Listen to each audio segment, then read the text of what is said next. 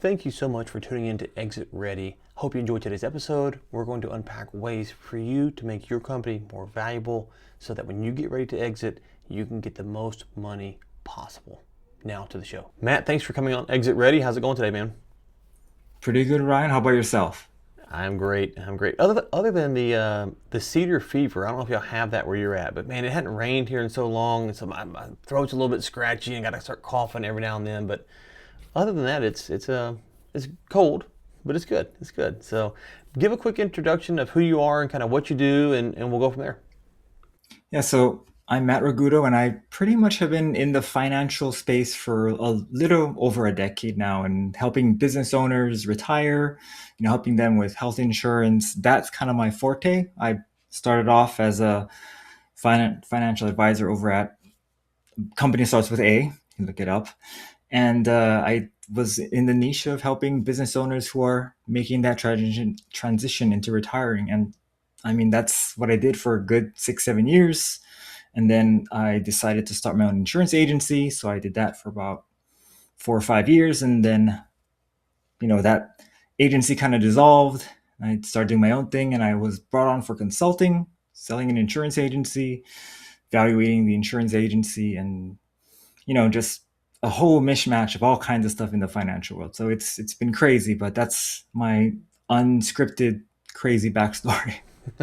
No, it's okay. It's okay. I mean, as an owner, an entrepreneur, there are things that, the first company that I bought, I'd worked for a long time, and I sold it because in COVID, things outside of my control, the oil and gas market, I had built it to be sellable, and I was able to sell it during COVID, which was cool because COVID had crushed that industry. But I think a lot of owners can overestimate the outside forces that can impact your company, and they don't really see that as a threat. And it's not saying be fearful all the time, but you got to kind of have a business to where you're like, okay, if the worst case scenario happens, it might not be outside forces. It could be something with you or your family or whatever. It makes you want to transition or need to transition. And a lot of owners, in my experience, haven't really done the work to build the company to be successful in that case. Is that what you've seen as well?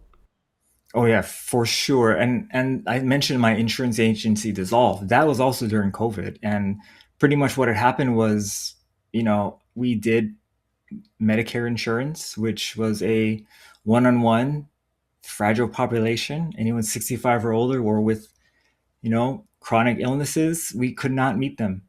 So we went from seeing and closing hundreds of applications a week to zero. And the agency pretty much just had to fold because we had no more. When we couldn't support our agents, we couldn't even talk to really our clients, tech enabled seniors. I mean, maybe now today, but in 2019, 2020, most seniors didn't even want to order on Amazon. So I mean, we have a huge, it was a huge change. And that's why I stepped away from that at that time, and we just kind of let it dissolve. So you mentioned working with owners as they prepare to retire or exit. If you had to put a number on it, I don't know if you have the actual stat, but what percentage of owners actually know how much money they need to retire? I would say none of them. None of them. I've had a client who made well over 350,000 a year as a sole prop. He had one customer, and that one customer was McDonald's. And he just did one specialty repair for them, and he made a killing. But when I asked him, when he's gonna stop, he's like, I'll stop when I die. And that was pretty much his whole thing with me. And I was like, you can stop working. You're in your 70s. You don't need to keep going. And he's like, I'll just keep going. I'll just keep going. And I had on the other side where they're like, Matt, can I retire tomorrow? And I'm like, no, you need at least another good 15 more years making what you're making now.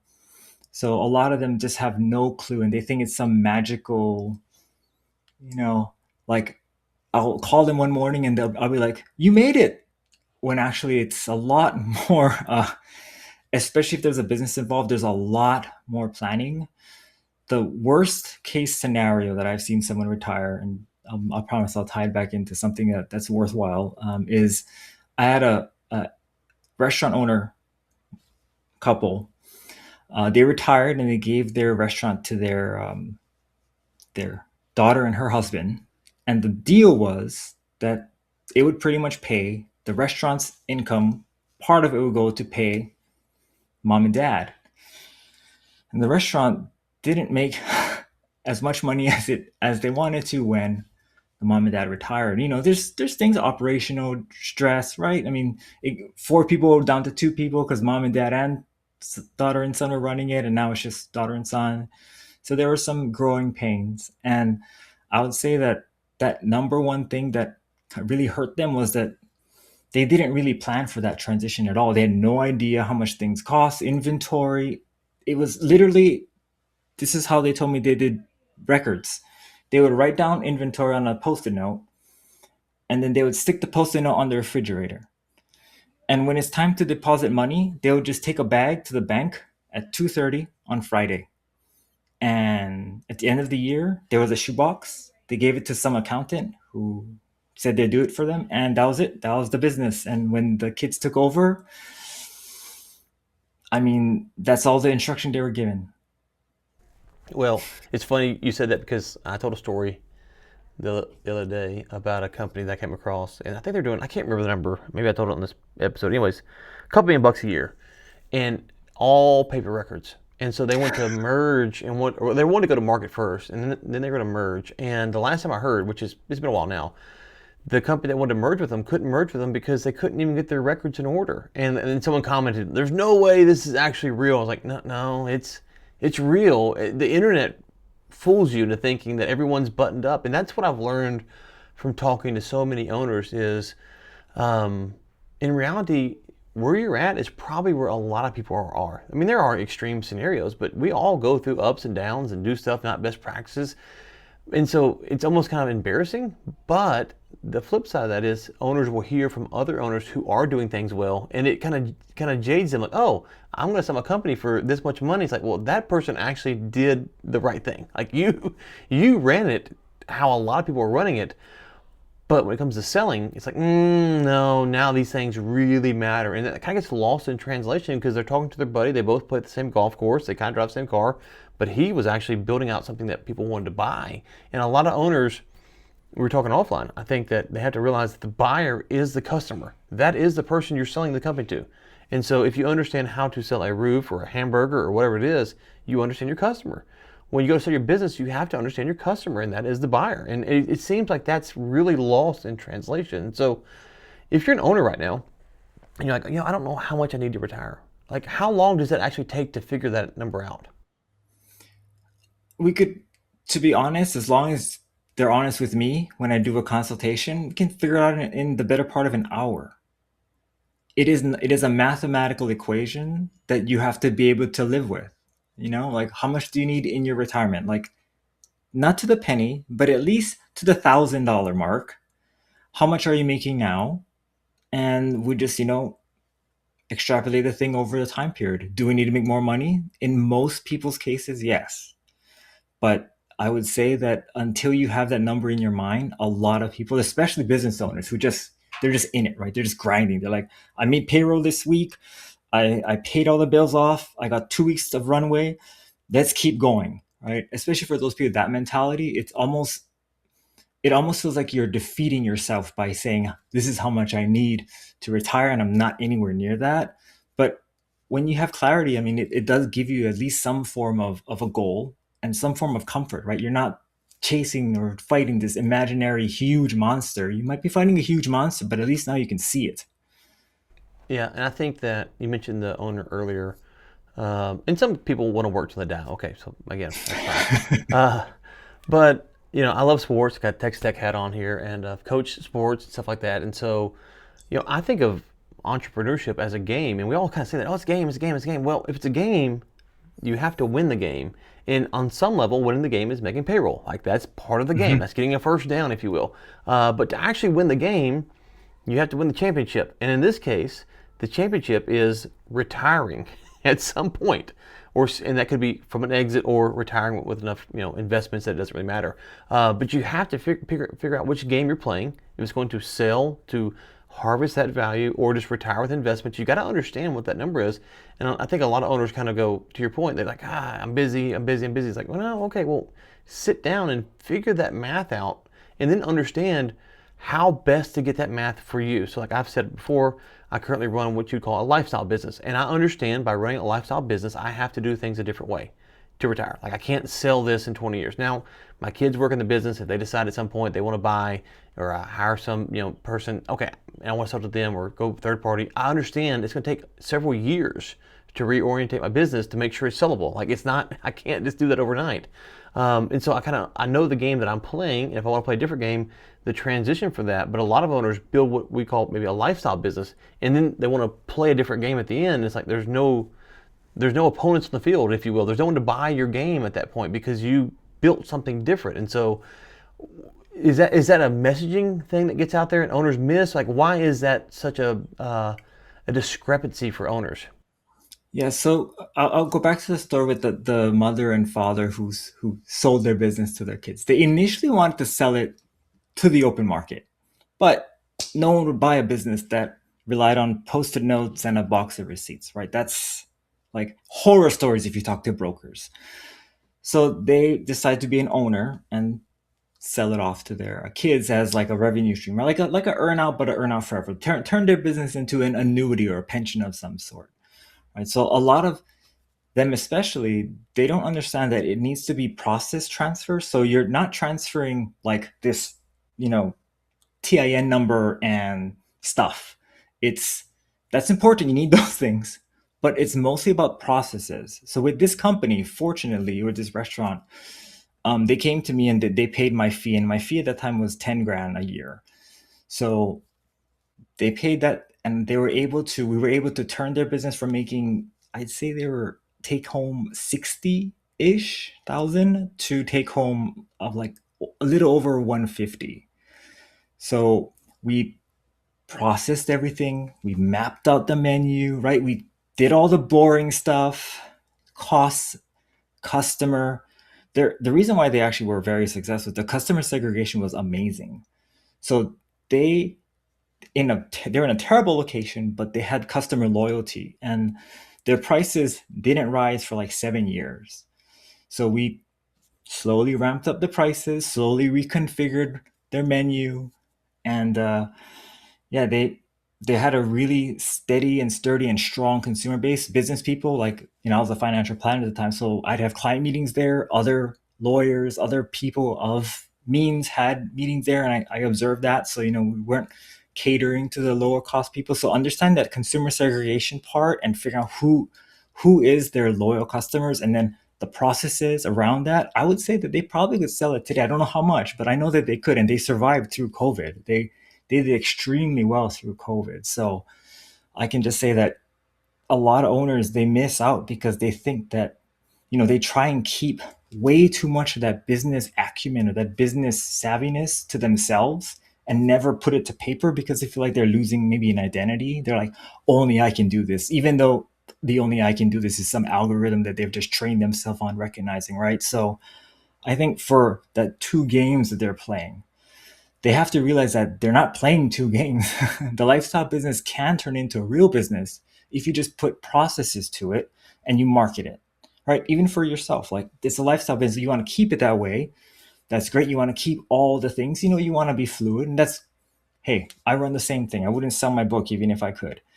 And maybe now I would, but I wouldn't sell my book if I could, given where I'm at right now. My clients mean too much to me to leave them out in the pasture, right? To just leave them and say bye.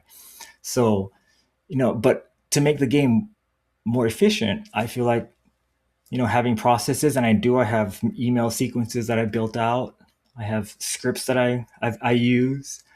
And I think having all of that just helps the lifestyle business level up. And well, we may not sell, we may never sell.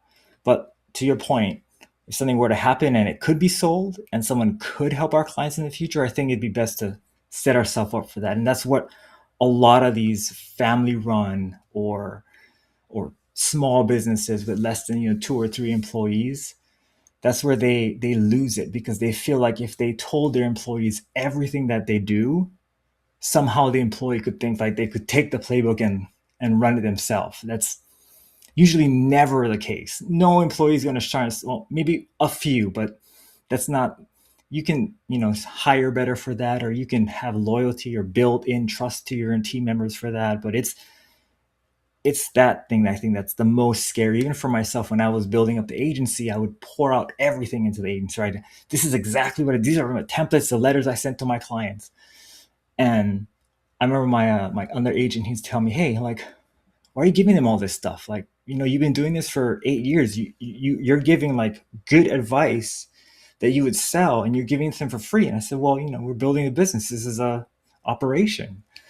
And I feel like a lot of people who run businesses, they just don't want to put it. They don't even want to put it on somewhere because they feel like it's their intellectual property will be stolen. So I think that's the biggest difference between family, the lifestyle, and the true business. I mean, Yeah. don't get me wrong. It's great.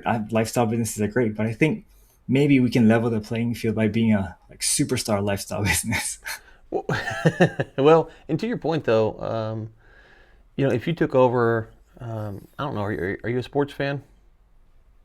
Not enough. You probably know Not way enough. more than I That's do. okay. Okay. Well, I like talking sports, so you'll have to work with me here then, because I'm gonna talk sports. But if you took over a football team or a basketball team or whatever, and they called you and said, "Hey, be the head coach." Quick break here. I don't do ads on this podcast, and so this is an ad for the Exit Ready cohort. You can find a link below. If you're a business owner and you're thinking about selling, I don't care if it's 1 year or 5 years, you need to be a part of this so that you make sure your company is worth the most it can be when you go to market. It's easy to go watch the best team in the industry and say, "Oh, we're just going to copy what they do one to one. We're going to run the same exact play." But it doesn't mean that you have the players to do it. And so as you talk about your process and stuff, you build that out. But you have to build it out with the understanding that most people won't want to steal it because they don't want to do that. Or they may want to steal it, but they're not talented enough to do it. And so you have to kind of grow your business, understanding, okay, we're trying to go here, but here are the players that we have on the team now. And so that's going to dictate how fast we can get from here to there. And so you might think, well, the way the Patriots run it, or the Spurs, or whoever the best team is in the sport that you like, Indiana in college football right now, that's great, but it doesn't mean that we actually have the capacity to do that today, or the desire amongst the employees. Because Indiana, the best college football team, or Miami, and play for the championship, the desire of their players is probably better than the desire of the player from the 85th team, and so it's just different. And so there is a lot of fear, but that fear is kind of it's not real, right? You might have, and this kind of goes to the hire the A player mentality. It's like, well, a true A player is not working for a small business for very long. You're trying to hire the A player for the type of business that you run in the type of area that you run. Like a true A player is going to work for, as we're talking about, like Alex Hormozy or something like that. They're going to work for someone who could pay them probably more than you're making, And so that's different. So you're trying to hire the A player for the team that you're building, and so you really have to think through that. And it feels very overwhelming and almost kind of depressing. It's not. It's not. It's just that's where you are, and that's how you have to build this organization. And I don't know if it's owners that they're kind of embarrassed, they're kind of nervous, and I love owners. It's my clientele, and so not disparaging. I'm trying to be educational. Like, guys, this is actually what you are all struggling with, and so. As far as it pertains to transitioning the business, it seems though that the M&A world, it's been around as long as I've been alive, but really it's taken kind of main street cultural status in the past 5-7 years, I mean, and so the Cody Sanchez's of the world, and they've kind of right. popularized it, right? Yeah. Yeah, and so they come out and they target, interesting enough, buyers, but a lot of them are not targeting. You mentioned a restaurant, so I'll use a restaurant analogy. They're targeting people who want to buy steak from Golden Corral, not Ruth's Chris. And so the buyers are coming in trying to get 100% owner financing or all these great deals. And if owners aren't smart, they might sell to them, not understanding that the changes they could have made, they could have targeted a better buyer. And so you really have to understand the game that you're playing. So is it a function of being busy? Is it a function of overconfidence? Lack of fear? Like, what is the thing you think that really drives owners from not just hitting that pause button and going, okay, how much do I need to retire? How do I best get there? Like, what's the journey I need to go on? So for a lot of business owners who have unpredictable income, right? That seems to be, at least in my experience what happens. One year they make 500 grand, the next year they might make 150, right? It's like all over the place. So for those folks, what they need to do is they need to map out what they want their retirement to look like. Travel, no travel. Cruises, no cruises. Visiting the kids wherever they are, funding the kids sometimes is a thing. Sizing down, sizing up. What does the retirement look like? Like, take a good 15, 20 minutes while you're in my office to just talk that through. And once we build that, then we can start saying, okay, this is how much it's going to cost.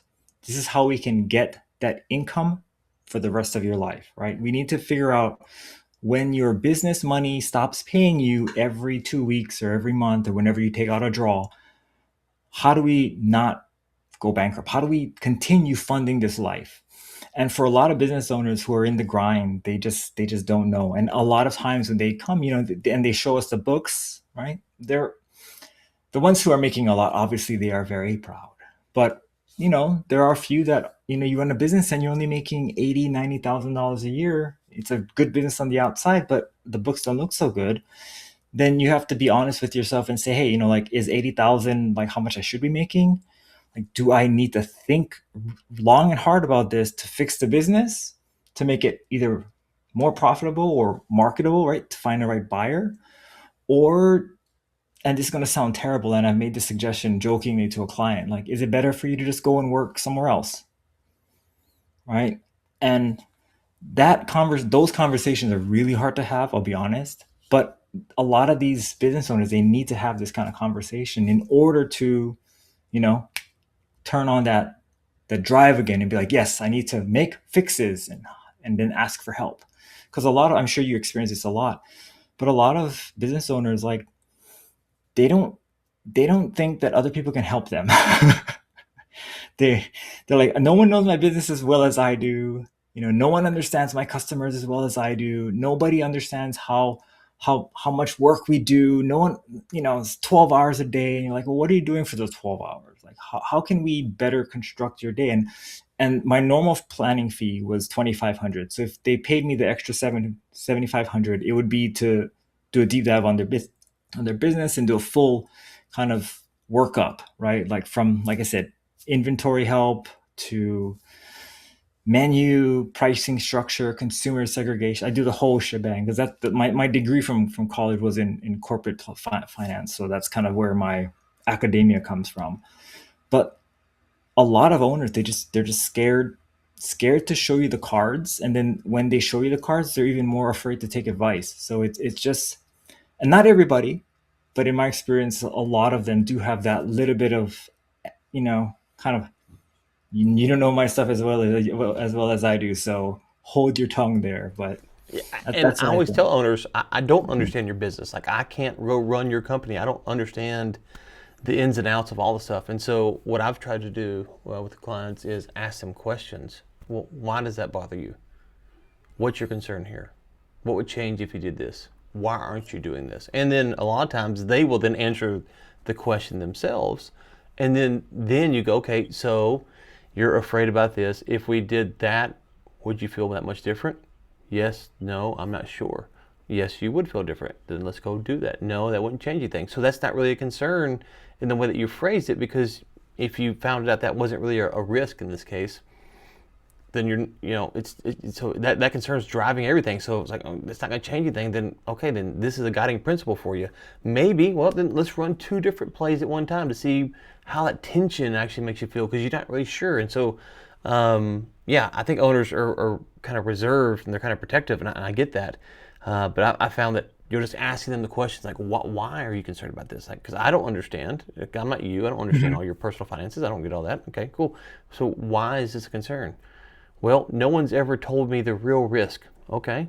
Well, if we found out the real risk, would that change your opinion? No, it probably wouldn't. So the real risk is not really, there's something else that's guiding you. Like, or yes, it would. Oh, okay, let's go find the real risk out the best we can. And so, I think that owners are probably, to your point, they're probably afraid to be told what to do. But what I found that works with them, at least, is asking them like trying to probe and let them tell you what the real fear is, the real concern is, so they hear themselves say it and go, okay, well, no, that's what you said. Uh, but I've also found that sometimes they might say, yes, this is a big concern. If I found this answer out, it would change my mind. And they find the answer out, it's not that big of a deal, and their mind's still not changed. It's like, okay, so now actually what you thought wasn't true. And so you really have to kind of work through this stuff. I don't want to say step by step basis because it's not like 1, 2, 3, 4, but each person has their own concerns. But you really kind of got to work through the process of unpeeling these layers and going, okay, here we thought was a concern, oh, it really wasn't, or no, this is a concern, it's a driving concern. And I think that's all humans. It's just owners, as we were talking about today. So it's what I was trying to stress earlier. It's like you are unique. Your situation is kind of one on one, of course, but a lot of this stuff is really just not unique because a lot of other people are experiencing the same thing that you are. Yeah, and I think from your point, and then this comes in my head because of what Alex says about behavior, right? When you first start out as a business owner, you're staying up till the sun comes up, trying to make sure everything lines up, trying to not let down your clients, trying to push and do whatever you can to make sure you can not, so you can make payroll, whatever it is, pay a bill, pay taxes, right? That when it comes to actually sitting down and mapping it out, you quite literally have no idea what you've done. You've done what you did to this point to get to where you are, and that's it. Like, what do I do from here? Well, I've been doing what I'm doing. I haven't gone out of business. I'm going to keep doing it because I haven't gone out of business. Like, that's the behavior that you've trained yourself. You're like, what am I going to do? I'm going to just grind until I can't. And I haven't died yet, so obviously it's working. And many people, to your point, they will just keep going like that and not take on the uh, true problem until they're prompted, right? Until you get in front of them and you start asking them, huh, that's interesting. Why do you do it that way? And then when they look at you and they're like, I don't know. I've always been I've always done it that way. Like, why do we put the post-it note on top of the refrigerator for the inventory? Well, that's how we've always done it. Is there a better way, you think? Like, yeah, well, when it falls on the ground, we have problems because sometimes we don't know where the post-it note went. Okay, what do you think we should do about it then? Right? So, in action, just Yeah. questions, and being a true consultant. I think that's where you definitely opened my eyes up to maybe back then I shouldn't have been so forceful. Back then I was much younger, in my 30s. I was like, this is how you do it. I This is how learned you it do at it. Yeah. school. Well, we've all been there, and it's just a thing to where there are times from the outside you're like, well, if you did this, it would work, but you have to have them. Going back to that football analogy, you have to have the buy-in. And so if Hmm. it's a one-on-one with the owner relationship, you have to have the buy-in from the owner. And I've just found that the owner expressing it themselves is the best thing because now they've stated this is the concern, this is the issue. Okay, well, if you took the post-it note and put it in QuickBooks, would that help? Well, I don't know QuickBooks. Okay, well, would you be open to hiring someone? No. Do you have time for a course? No. So is it better to not to lose these posts? Like you just keep going through these questions and Right. ultimately kind of let them see it. And that's where we all are. And that's just it's just there's things in my life. I'm sure if people sit down, why'd you do this? Why are you using? I'm using Ecamm to record this. Why are you using Ecamm? Well, I don't really know. I found it somewhere and it works for Mac. And I don't know. Is Riverside better? Maybe I don't know. But sorry, there's questions that we all can use to be probed on to help us. And so, but you mentioned the restaurant thing, and I think that's interesting because those clients that came, or the customers, I guess you would say, that came into that restaurant, they were really sticky. And so, what are things that owners can do to get repeat customers, brand loyalty? You hear a lot about today, but small business world, repeat customers, customers that actually love you. What were they doing that helped them be so successful when they raised prices? Those consultants, attorneys, whatever they were, kept coming back to their business. Well, the first thing that this place does really well, and I would say that for the most part, even when I did insurance agency consulting, the consumer experience process has to be formalized. So it has to be the same. The restaurant, fortunately, the two workers there, the daughter and the son-in-law. The son-in-law was the cook, The daughter-in-law was the waitress slash cashier. So they were good at doing their job. They're good at, saying hello, greeting people, remembering people. And the cook was consistent. Food always tastes the same. It's very, I hate it anyway. When I go to some place and I'm expecting something to taste a certain way and it doesn't. Right. And I'm like, hello guys, you guys are a franchise. Like, how do you not get the recipe right? But that's important. And from food all the way to insurance sales and even financial services product sales, like having a system, a customer experience is amazing because your customer knows what they're going to get and they know it's a good product, whether it be food, service, whatever, right? So that to me is a huge way you can start to really build the customer loyalty is just make the experience the same. And every day try and make it a little bit better. Or if you feel like you're at your top of the game, grow, right? Make another one. Train somebody else to man the cash register as good as you did. And that's what I had them do before I left Hawaii in 2020, 21, 22. So they brought on an additional person to do the cashiering, so that the main person could focus more on back of office, Yeah. back of house things. So, and they did a good job. Still had many customers, repeat customers. You just have to train the customer experience to be the same, and it doesn't have to be Yep. amazing, but it does have to But be same. consistent. Yeah, No, I love that because if you go to McDonald's, you know what you're getting at McDonald's. And you're willing to pay the price. If they up the price 5x, you'd say, I'm not going here anymore because I'm not paying for that. And so when you're going to sell your business, the same thing happens. The buyers are expecting certain things, and they expect the better that you nail what the expectation is, the better that they will pay for your company. It sounds counterintuitive, but that's actually how they view it. Like, oh, it's less risk for me, so I'm willing to pay more money. It's more risk, I'm going to pay less money. And so with restaurants, me and my wife will be married 20 years this year. Our first date was at a congratulations. Chili's. Thank you. Our first date was at a Chili's.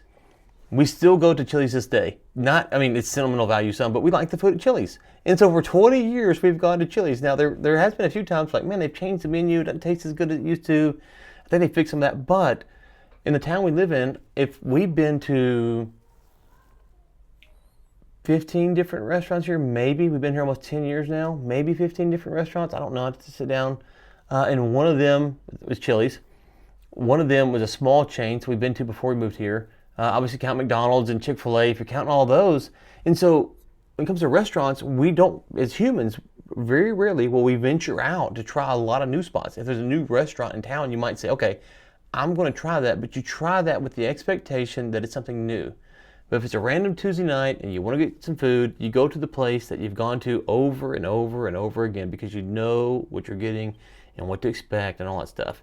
And so when you go to build a business and to sell a business, it's the same game. It just sounds different, but it actually is because the buyers are going to come and look at your company and go, oh, no, you got post-it notes on the fridge. I'm not paying for this because how can you verify all this stuff? How do you do this? And so restaurants are a great way to think about buying and selling companies as well because the expectation that we all set when we go to a really nice steakhouse for the first time, you saved up the money, your bar for what the food and service and all that is going to be very, very high.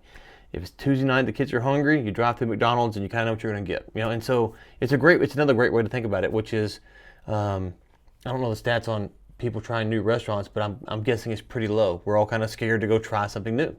Oh yeah, especially nowadays. And this just builds up to your point about expectations and the Mm-hmm. buyer expectation, right? From the restaurant visitor who walks in the door who expects a certain level of service, of cleanliness, of tidiness, and of food quality, a buyer is gonna want to go in and like you said, a lot of these, like especially for my restaurant client, they did not have their books in order. Nothing was really processed. There's definitely no SOPs anywhere, barely any accounting books. Most buyers nowadays, because of what's been going on, they want to see a nice clean list of your clients, a nice clean financials, 3 years, 5 years if possible. Maybe even they'll do a QE if you're a QOE if you're a bigger company over a million or two in profit, right? So they want to see everything a certain way. And to build that kind of a business, it does take some time. In the beginning, you can get away with, using eCam and over whatever, but at some point, you're going to have to formalize like, why did we choose this? What system did we take this thing through? Why eCam over Zoom? Why? And then write all those things down, because that's important information to the buyer that they no longer have to workshop, test. You as the business owner have already proven that this system, the way we do this, the way we clean, the amount of times we sweep the floors, the amount of times we run inventory, the amount of times we buy fish versus buy chicken, right? All of those processes work and they've consistently made money. So at that point, a buyer is far more likely to be like, yeah, this is something I can get behind. And even for the insurance agencies that I help consult on, when I helped a P&E firm or an M&A firm bundle up, a lot of it was, what's your processes? How do you train your people? What are their license status? How do you recruit? How do you sell? Who do you sell to? What's your, demographic of the customer? All of these things we need to know, because buyer expects that, because they know that's where all the risk is. If you don't have a process for this, like, what are they really buying? Like, are they buying hope? Well, they're going to want to buy processes that you have as the business owner proven to generate money. And that's Yeah. just No, how it is. and as we're talking, it's making me think, like, think about recommending a book to a friend or a movie to a friend. I got a friend who hates going to movie theaters, and we love going. And so I'm like, hey, you should go see this movie. He goes, man, I go like once every 2 or 3 years. And so even off my recommendation, he won't go very rarely. Or a book, like, it's a 300-page commitment, or a restaurant. And so even just the risk there is movie theater, what, $20, a couple hours time, a books, however long it's going to be, restaurant, $100 maybe if it's you and the family. It's pretty low risk. This is huge risk, huge risk. And so if you just take the small things in life that people are not, they're not risk adverse to risk those things, and then you're saying, okay, hey, you're writing a check for $1 million, $5 million, $10 million, $50 million. It doesn't matter. The more that you want for that business, the more risk that's going to go down. And so, yeah, you've got to have all this stuff buttoned up. And so sometimes talking at these small levels is helpful, because it's like, oh yeah, I don't go to new restaurants. I don't read books unless Matt recommends a book, I read it. But if Ryan recommends it, I don't know about Ryan. I'm not reading that book. And so, like, that's just life. That's how we are. And these deals are for significant dollars. And so as an owner, you're asking someone to go watch a movie off of your recommendation. And it's like, if they don't know you, they're not going to go spend 2 or 3 hours in a theater to go watch a movie, much less write you a check for a couple $1,000,000. And so that's been really helpful thinking about that restaurant, because it's sometimes those simple, small analogies are very helpful for people to go, oh, okay, yeah, that is how humans think. That is how we operate. And so, if you told me today, sit down and watch a 4-hour cricket match, I'd probably be like, yeah, I'm not too sure, Matt. I like you. We had a good call, but I'm not sure I'm sitting down for 4 hours for cricket. 4-hour commitment. Yeah. And if you stress like you have to stay for all 4 hours, I'd be like, yeah, Matt, I don't know you that well. Sorry, buddy. I can't sit down for 4 hours. Much less if you said, hey, write a check for $2 million for something. Right. And that's a huge commitment. I was talking about commitments, right? And I think that's, now that I'm remembering you mentioned about how to build customer loyalty. Mm-hmm. I think the one benefit that a lot of people are sitting on, a lot of owners are sitting on, is doing the Pareto principle, right? So the 20-80. Like, most of your clients, most of the revenue is generated by your top 20 clients, typically, right? So how do we get more of those? And what I was able to do, with the restaurant and then with another client, was to figure out, okay, so if these are the clients that spend the most, right, these wealthier folks, and you have a line out the door, we don't need everybody to come back. We just need the ones who can afford to come back, because we don't have a customer like number problem, quantity problem. We potentially have a customer quality problem, because if there's a line out the door, then the people who could spend more money are not spending more money, and we potentially are having people who are spending less money with us. So in that process of doing the inventory and figuring out how much everything costs, we did raise the price of things that were already higher more. And we kept kind of the lower item but higher margin things around the lower end. So we could still service the folks who weren't, you know, too well off, but we could really not, I don't want to say milk because that sounds bad. But we could offer the premier products, and it was good stuff. It's like, like seared ahi and, pretty niche traditional Japanese food was their little niche at this restaurant. So we were able to maximize the consumer value, flip it over to I helped the construction nuts and bolts company. They specialize in American made nuts and bolts. They catered to contractors who just didn't have enough from the freight. And mind you, this is in Hawaii. So they couldn't wait a week or two for the shipment from the container. And places like Home Depot and Lowe's didn't really serve the general contractor. So they were able to kind of fit right in that niche. And I told them, I said, hey, you guys cannot be charging what the wholesaler charges. Doesn't make sense. You can get it to them today. You guys will deliver it to them if they want. You need to be charging more, like at least 15% more than what it costs off the shelf off what they get for wholesale, because you're giving urgency, huge. And when they did that, they were like, well, yeah, man, now they ordered even more because they know it's the right one because it's more expensive. So yeah, they're not stupid. They know it's going to cost more if they want it today. So understanding that and then building that into your business valuation model, say, hey, we serve a very niche customer who's very resilient to price flexibility, is very good. And knowing that and testing that and having records of like, hey, we raise price 4% every year over the industry average because our clients know that we can deliver it faster, or because our clients know we are consistent. The food we have is really good, really clean. They know what they're expecting. They know what they're getting. We give it to them every time.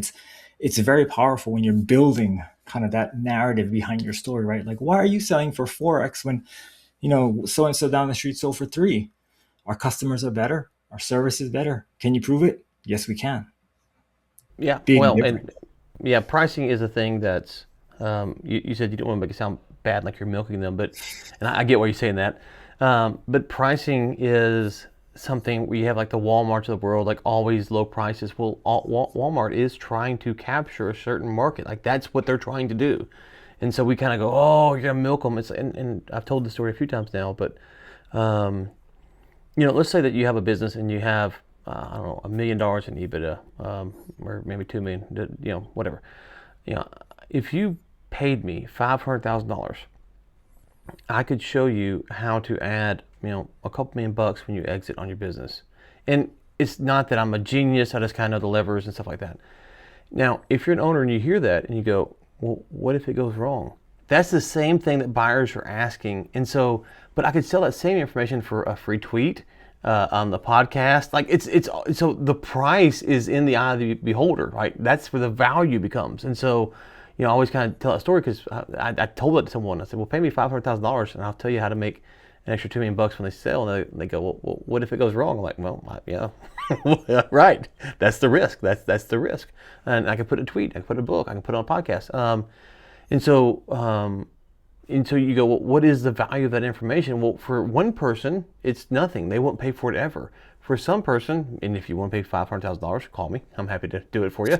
But for some person, they might pay that. No one might pay that. You don't know, but there's a market to where some person would buy that book, read that book, never do anything with it. And so you sold them a book for $15. But for someone, you said 10,000 earlier, for $10,000, they might pay that and then go do it. And all of a sudden it does create this excess of $2 million when they exit. It's like, okay, great.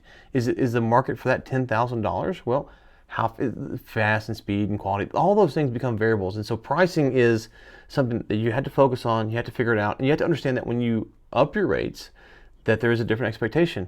But sometimes that expectation is the speed. It's the speed. But sometimes it's white gloves, it's a suit, it's a whole experience. And so different prices, different customer segments, like all that's going to determine how the market views what you're pricing stuff at. So it's a great way to end the conversation, because it's something that owners really should consider, is that if you're going to up your prices, what's the expectation there? For some, it might be exclusivity, right? So there's some golf courses who charge a lot, and they got a nice course, but they just don't Country want clubs. they don't want people in. They will pay more to hit a ball so people can't get in around them. That's all they're paying for. I mean, it's nice, but they're really paying for that. And to say I'm a member of so and so country club, and so there's a lot of Status. ways. Yes, there's a lot of ways that price comes in, and understanding who your target customer is, what they actually value, is really tied to all that. So it's a great point there. So any final thoughts, and where can people find you before we hop off here today? I just think that the understanding your consumer and how to get more of the consumers that you want, I think that should be at least revisited once a month Mm, for serious business owners, especially those who want to sell. Like if you haven't done the 20/80, at least mathematically on paper and say, these are my best 20. Like these are the best 20%. They generate all this money. Yes, they do. How to get more of those guys? That will 10x your business. But before I leave, there's just one of our advisors. He went from making about 100,000 a year to 250,000 a year because he spent a good 3 years doing the Pareto principle, getting off or getting more of the 20% that were generating most of his revenue, and then slowly weeding out all the ones that were not generating any revenue for him. So it is very, very powerful to know your consumer base. So if you can, if your business allows it, understand your customer, especially the ones that you really like, because those are the ones that eventually will make your business worth a lot more. all right, Matt. Well, I've enjoyed this. It's been great. It's been great to connect with you, and so looking forward to talking to you again and chatting online. And people can find you where online. My Twitter handle is just at Matt Ragudo, and that's probably the best place to find me. That's where I'm most active. I do have a YouTube channel. Just haven't been posting too much on there. Retirement planning resources. The handle is my full first name, Ragudo. So at Matthew Ragudo. So I'm sure you can link it up in the description or wherever you Yeah, it post should be this on. DM on X. I'll be sure to tag you in that. Okay, awesome. Well, man, it was great, and I really enjoyed this, and looking forward to talking soon. All right, Ryan. Have a good day. That's a wrap. Thank you so much for staying to the end. And if you want to join the Exit Ready cohort, click on the link below or just sign up for the newsletter to make sure that you never miss an update from me about what is going on in the world of exiting your company.